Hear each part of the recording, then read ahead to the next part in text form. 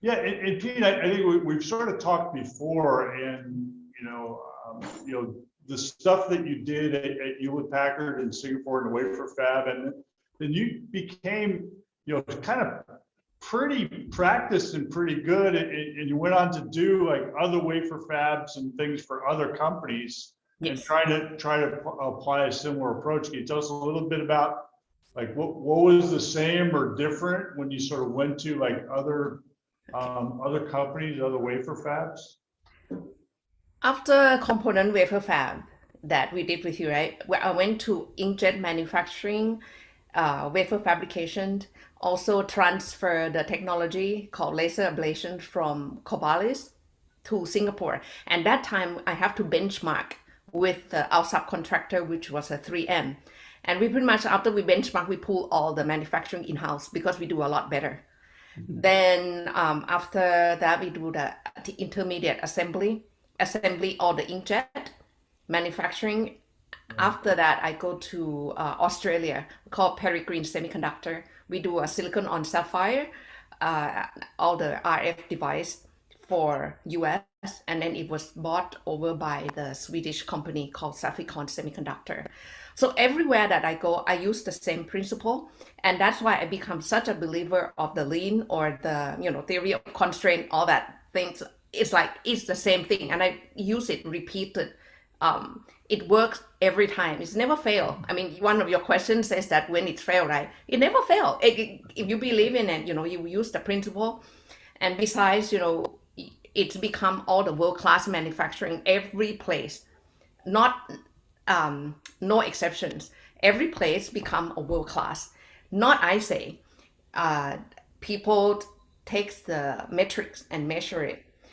And on personal side, a lot of time I got a pretty good award, and become high performance. It was get a lot of recognitions, and it's really because of the principle and the system that we put in place.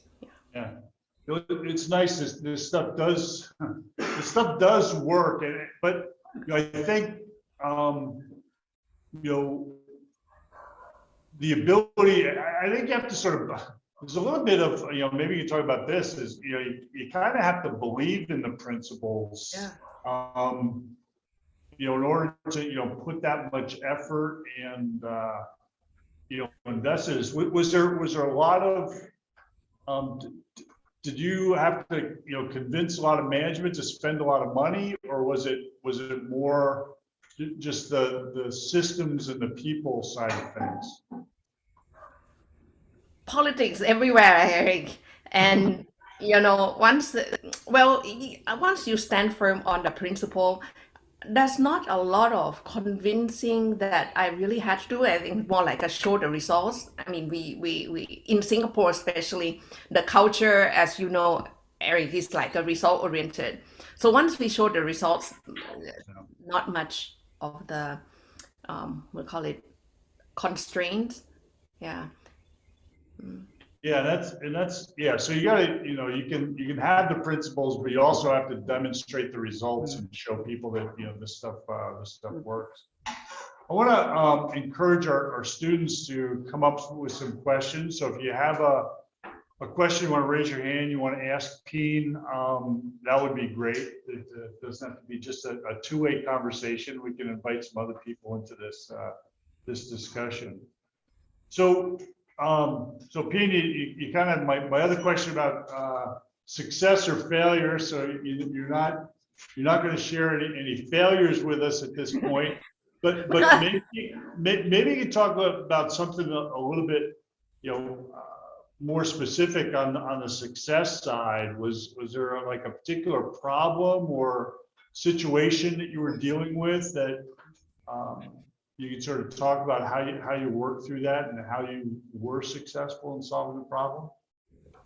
Maybe I make it sound like it's too easy. Actually, it's not easy. It wasn't easy. When I moved to inkjet manufacturing, so my GM put me there because it wasn't performing. So it seems like I go through the turnaround or transfer. So the problem that they have at that time was not performing. Like the yield was really low. Inventory was very high, and it's always like that, Eric. So that's why when I walk to the manufacturing, any manufacturing, I will see the symptom like this. If you see inventory pile up, Right. you see the people fighting, not getting along. You see delivery to customers is always not on time, and they're struggling. Right. You see what else? Cost very high. Those are all the symptoms. And once I go there, the difficulties was people that was used to the old system of fighting, right? They said it's always like this. You can't do anything about it, and that's their mentality, right? Yeah. So when I, as a new person, go in, do you think they'll believe me? No. And besides, the managers that was before me was a very people person. He's a very nice guy. So of course they all love him, right? I'm a more systematic person. So when I went in, they didn't like me at all. And I think that was a difficult, more people issues than the system issue. That was 7 managers. Then after like four months, there were only 3 left. So it wasn't easy, but at that time I said, am I going to do what was right, or am I going to do what pleases people? I decided to do what's right. And besides, my GM was supporting me. And I said, well, I told the people that was with me that, well, if it didn't work, yeah, definitely. I will go, then you will go after me, It's like I'll go first, but you will go after I go. So it's like basically we shut down and we'll go together. Right. Because of that, they have no choice. So they have to work on the system. And I think with the knowledge, though, you must have the knowledge to give it to them that why you do certain things, like why do you put the system in place, and give it a try. So once they understand that system in place, I'm serious, now we become the best of friends. From the enemies, we become the best of friends until today, just like you are still in touch with Marianne and a lot of people, right? Because Right. we go through that adversary. Now, like people in Singapore, Thailand, they are in Singapore, we still keep in touch because we go through that time and become believer of the system, data integrity, all those lean concepts. Yeah. Principles and concepts, yeah. So that's, yeah, so I were there, so one of the things that we were practicing on it at the time, we were calling it, ratio sequence production. And it was, I later came to learn in my PhD studies and other lean studies, I think it's they call it Heijunka, or level loading the system. Can you sort of talk about, maybe that tool as sort of what that sort of approach did, or how that would help a system like a wafer fab? I'm not sure the students are all totally familiar with, kind of that kind of environment, right? Again, those are tools, right? And thanks to you, Eric, that you introduced us to the ratio sequence, because if we have a high product, high mix, it's a super complicated, and if we didn't have that knowledge, it wouldn't have been so fast that we can turn around and get it to start finish very systematically. So ratio sequence, basically, you put the products in the ratio and then sequence it, that it's come out very quickly with the less inventory and things like that. And when we started, we didn't have any computers, we didn't have all the digital things, right? Yeah. I remember we used like something circle, and then we circle on the paper, Right. on the chart. Could you believe that when I visited a component group about 5 years ago, Yeah. they're still doing the same thing. They're still drawing it and then use that as a ratio sequence. It works. We don't have to do because it's a small fabrication. One wafer cost about sometimes $20,000. that big wafer. So it's a high cost, but they didn't invest a lot on the system side of it. So even with the drawing paper, but once you understand it, it works. It works until today. Yeah. Well, you know, and it's a nice thing because what you're doing is you're trying to do things that will allow workers to sort of visualize, Yeah. you know, what, you know, essentially the results. When you talk about like demonstrating results, if you needed things out in a certain volume or sequence, and that's what the customer wanted, well, let's let everybody see the ratio and the sequence that they want, and it's their job to help us get that, right? Yes. Yeah, so it worked out pretty well. All right, so yeah, Toby. Not exactly on that topic, but I was wondering about, you were saying that you had a small manufacturing plant and you diversified from that and started building a more investment branch of your business. Could you explain what the factors were in that decision and why you decided to expand that direction? Hey, did you hear the Sorry, question? I didn't get it. Yeah, it's echo. Sorry. Yeah. My English too. Yeah, I'll try to repeat a little bit, and Toby, if I get this off, you can sort of correct me. But essentially, asking about, you know, this decision to, you know, go into the diversification of your business, where, you know, now you've opened up like an investment branch of your business, and you're kind of curious about a little bit more about like what drove you into that direction, or how did that come about? Okay, it's a blessing in disguise. Actually, the whole truth was I came back to Thailand because of my parents. You know, I promised them that I would go back. So when my children is over to the university, you know, that then I went back. So pretty much start all over again. I was a corporate person, so I have to change my corporate mindset into entrepreneurial mindset. That was tough. I think this was tougher than the racial sequence, Eric. And because in Thailand, the integrity issues is really an issue. And we had, when my father passed 2 years ago, we had pretty much, what do you call it? More cheating case that, you know, legal case that one of the staff that she planned on the resort that, you know, my father invested. So it becomes like a court case. And I got to meet one of my friends that is very good with the legal. So I work with him, but because of the integrity that he doesn't see it in many other people, and he also see the management and the experience that I've had, and I shown him that, you know, something that I keep is my words. So that's when we started to work together. He's very good in legal. I'm good in project management. So we start from like almost nothing, just from the land that we almost lost. So it's still in the court case right now, and we're pretty much winning. But because of that, you know, we are going in together and helping, because he has some of the case, you know, because he's good legal. So people come and ask him to help out with the land acquisition.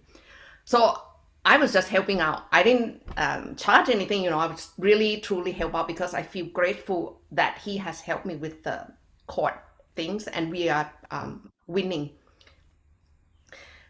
With that, we start from zero. Within a year, actually a year, we get to the asset portfolio of 1,500 million baht. You have to divide up about 32. That would be US dollars within a year. Yeah, that's good. And you know, so one of the things I sort of take away for that, yeah, you've got sort of that lean system sort of approach, but you also combine that with, you know, some knowledge of project management, and then the big thing is sort of the integrity. Exactly. Sort of piece, right? You know, that people recognize that in your approach. Yeah.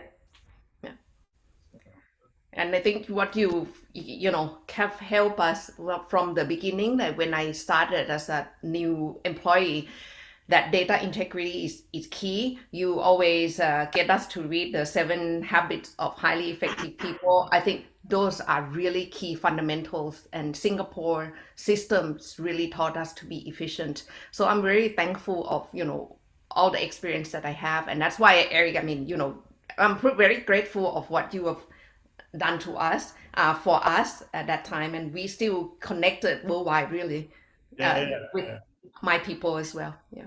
Yeah, no, I cherish the ability for us to sort of connect this way, and I guess in September you might be out here you're going to be up in the Bay Area. I guess your son is doing some work at Berkeley or something. Yes. Yeah, so I'm looking forward to maybe figuring out how to connect in person. So Pean, I think we need to wrap. Oh, we got another question. Go ahead. We talk a lot in class about different cultures between doing business, around the world, and what, how to handle different situations in different cultures, whatever, because it's all different. But what is something that's similar between all the people of all the different parts of the world when doing business with them that you could say this will work for anybody I do business with? You asked pretty tough questions in a way. I think humans are humans, right? If they like you, they definitely they will want to do business with you. And I think integrity takes a little bit longer for one to see. I get, in trouble many times because I read wrongly. So I don't think I can advise anyone on that. But it takes some time. It takes a while for you to be able to see your partners or who you're gonna partner with. Integrity is so key. Even though I'm in Thailand, I can't read, and I get conned many times too, a lot more than when I was in the US or in Singapore. I think in Singapore it's easier to do business because the law is really tough. So I had good experience in Singapore. I think people generally they don't dare, and they were growing up, or I was in Singapore and I was taught pretty much to have high integrity. But in Thailand it's very different. Yeah, so I think my takeaway from that is that even through different cultures, and you're trying to figure out who to work with and who not to work with, you're kind of looking for that integrity element. And if it's rare in a situation, then it becomes more valuable, right? Those are the people you want to partner with and have more opportunities. Right. All right. Well, Pean, thank you so much for doing this. As we always do in these Lean Celebrity interview things, looking for one piece of advice maybe that you want to share with these folks that are just starting out on their lean journeys. What piece of advice would you give to them? Well, believe in the principle. It works every time. All right, good. Thank you, Pete, for that. And like I said, I'm looking forward to seeing you in maybe in September if we can make that work out. I hope so. Thank you. Yeah, well, thank you. And so as a way to say goodbye, I'm going to go ahead and pan around the audience. If you guys can sort of wave to Pean. Okay. Give her a little bit of a hand there, and we're all set. Thank you. Thank you. It's a pleasure and honor to be with you. Thank you. All right, take care, Pean. We'll be talking to you soon. Okay, thank you. All right, bye-bye.